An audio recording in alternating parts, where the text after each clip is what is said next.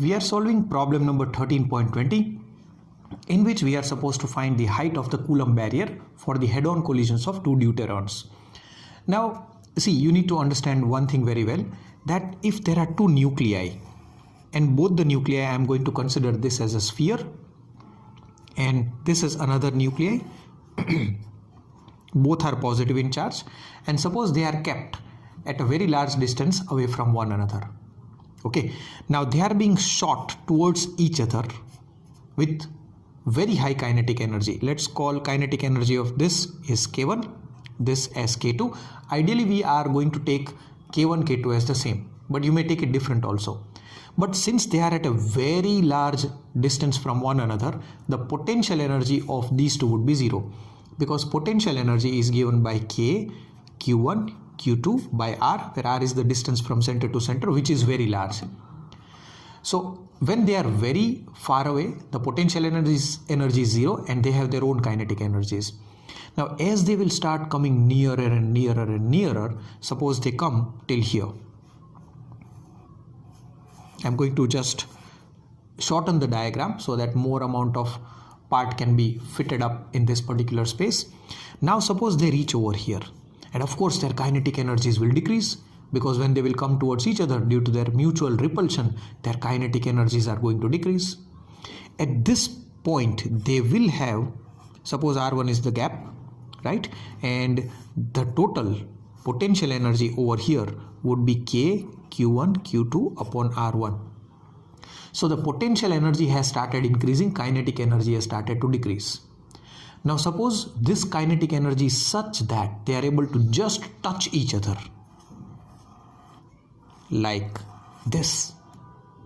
Okay, now I'm going to consider the radius of both the nuclei as R. I'm going to consider them as perfect spheres. So if they just touch each other and they stop, so if they stop, their kinetic energies are now zero. So in this case, their kinetic energies are decreasing, and it is getting converted into potential energy. So kinetic energy decreases, potential energy increases. So when they just touch each other, the gap between them is 2r center to center, because this is R and this is R, so center to center distance is 2r. In this case, the potential energy is K, Q1, Q2 upon 2r. Now this potential energy is known as Coulomb barrier. If the kinetic energies, now see, at this moment the kinetic energies, which was K1 plus K2 in the beginning, if you apply the law of conservation of energy, what was the total energy in diagram 1? In diagram 1, the total energy was K1 plus K2. Now here in diagram number 2, the total energy, kinetic energy is zero because they are stopped, and the total potential energy is this. So as per the law of conservation of energy, the total kinetic energy here is equal to the total potential energy over here. So these two energies are equal.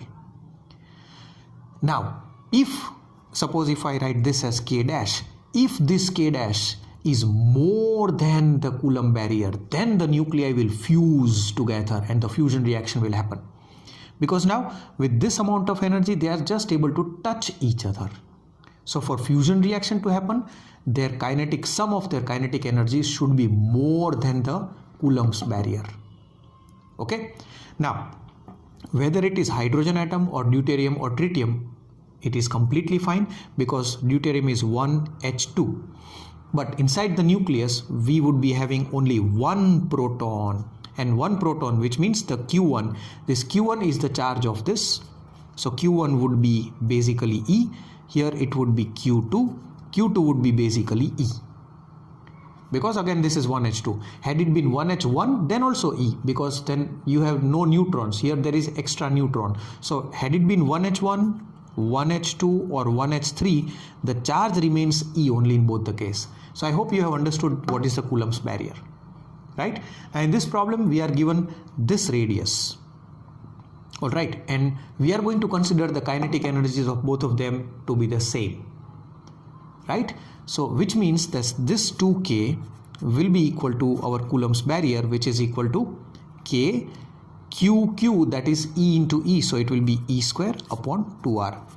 Now all the values are given to you. K is 9 into 10 raised to 9, 10 raised to 9, and this is 1.6 into 10 raised to minus 19 coulomb raised to 2 square divided by 2 times the radius of 1 is given as 2 Fermi, so it is 2 into 10 raised to minus 15 meters. So if you solve this, you will get your answer as 360 keV, which is the answer to our problem.